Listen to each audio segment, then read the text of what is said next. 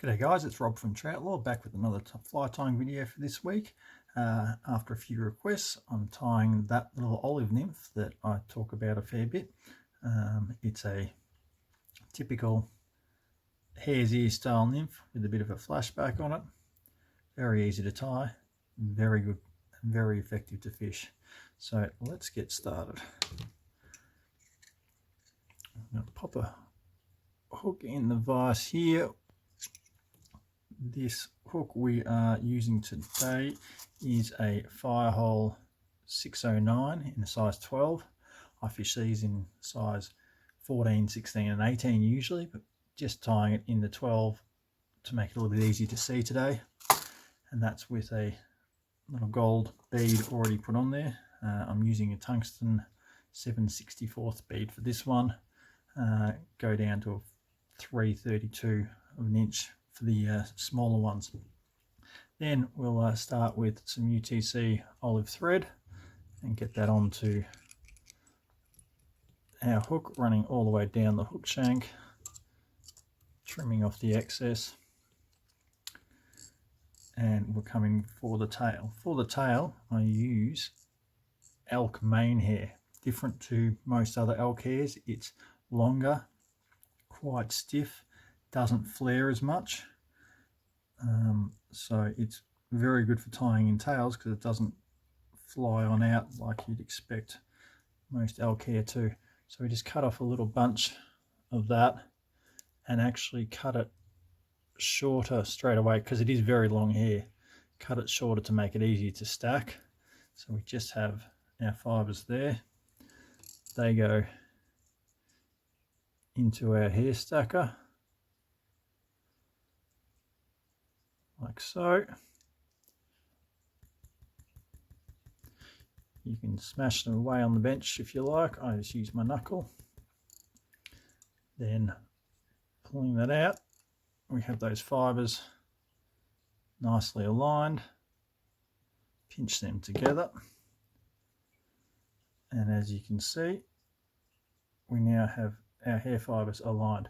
What I'm going to do is place that over the nymph like so, just so we get about 1/3 of a hook shank in length beyond the bend.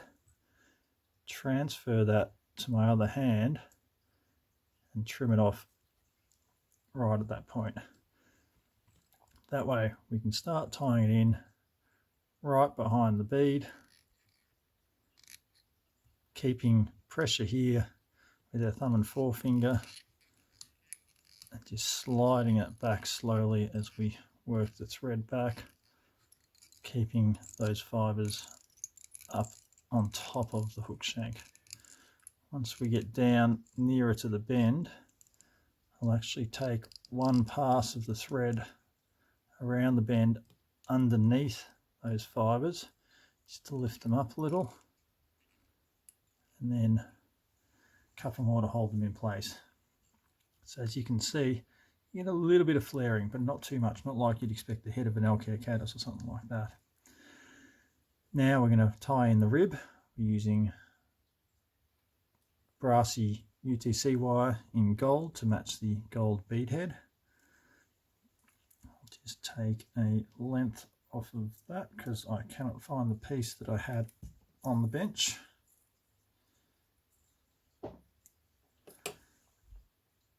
And we will tie that in with the tip of it up behind the bead, so we tie it the whole way up the hook shank. This way, once we start applying pressure at this end, it's not going to slip out. And we can bring our thread back down, pulling just gently on the wire behind. We can extend the thread that little bit further past where we tied, and just extend the length of the body gently without flaring that tail out too much. Now some dubbing wax on our thread, and this is where we're coming with the dubbing for the body. For this we are using Troutlore's Olive Blend from the Lost Fly. It's a new dubbing that we've just got into stock. something that Brent and I from the Lost Fly have been working on for a while. It's 3 different olive colours blended together to have just the colour that I wanted for this nymph, and I really love it. It's really easy to work with. It's a mix of natural fibres, rabbit and hare's ear, and as you can see, you can get a nice fine dubbing noodle, but there's still plenty of long fibres in there, so when you want to comb it out, you get plenty of length. So we're just going to start at the back like so, and then bring that forward to create just a gentle taper on that body, not too much. We want to keep it fairly slim. Add just a little bit more dubbing. And remember, it's easy to add more dubbing than take it off, so don't put too much on to begin with. You can always add more to the noodle. And bring that up to behind the eye. And then we're going to take this wire. This first wrap of the wire is the most important one. It's the one that needs to just be gently around those fibres of the tail to stop them from flaring. And then we start evenly spaced wraps up the body to hold that dubbing down and keep it a nice slim body. Once we get it behind the eye, a wrap in front of, a wrap behind, and then a wrap around that thread, around that wire, sorry, and then you can just run it around like a helicopter until it pops off. Saves you destroying your scissors cutting that wire, which you shouldn't be doing. Now we're just going to trim off any of these excess errant fibres, making sure to hold our thread out of the way. We want a scruffy look to this nymph, but want to keep the body itself fairly slim. It's the thorax that's going to be scruffed out. So we just run our scissors around and trim that body down to keep it nice and slim. Now we're going to take some Veevus pearl tinsel. This one is the large size. God knows what's happened to the piece. There it is. It's always hard to find on the bench when you cut it off. So that's going to be, I'll just turn this sideways so you can see. Tie it in, curving away from the hook, just behind the bead.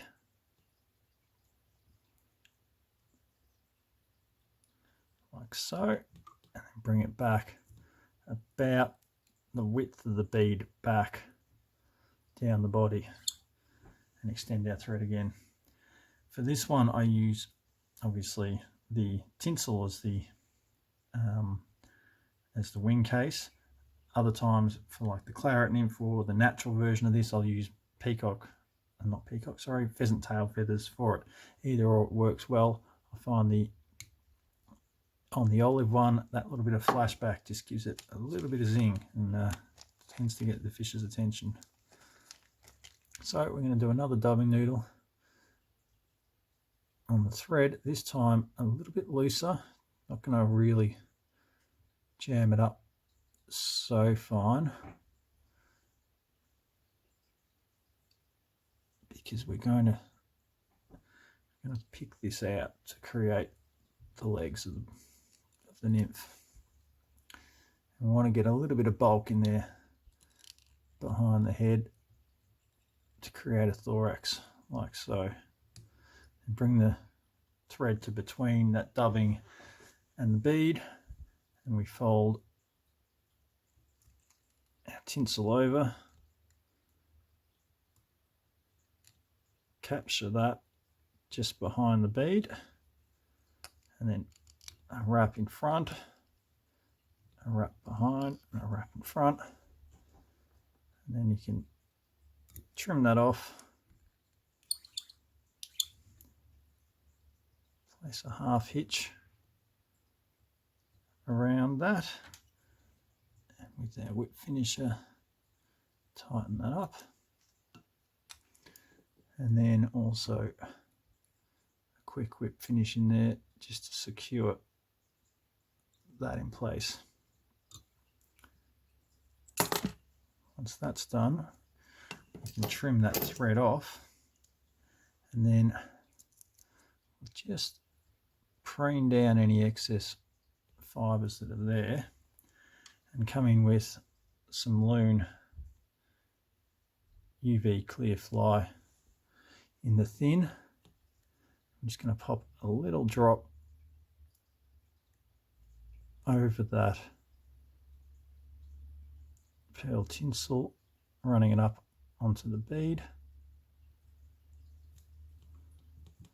Just a little bit more.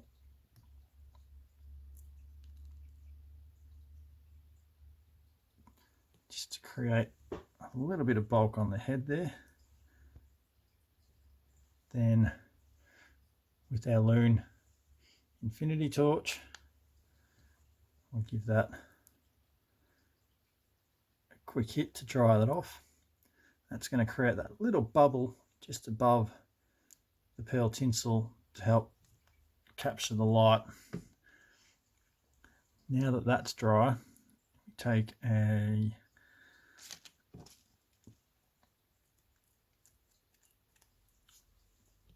a dubbing brush, in this case my homemade one, and we're just going to brush down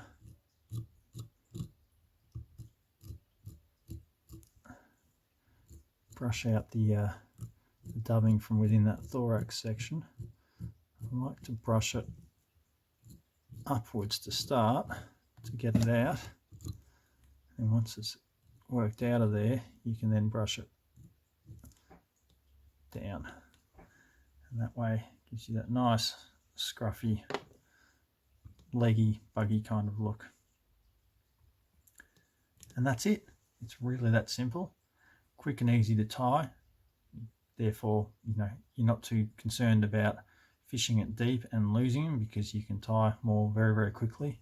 I often tie them with this little 609 barbless hook, or with an Arex FW560 if you're looking for a barbed one with a bit more length. Great, you know, a great fly for when the fish just really aren't doing anything, and a fly that I love to fish on the weed beds along the Goulburn in the early morning sunlight as well. So give it a shot. All the materials are available at the Troutlore fly tying store. If you have any questions, please fire down below. I'll put a link to all the materials as well as a fly tying kit for this. Once again, thanks for watching. If you like the video, hit the like button. Please subscribe to the channel, and hopefully we'll be seeing you next week or shortly thereafter with our next video. Cheers.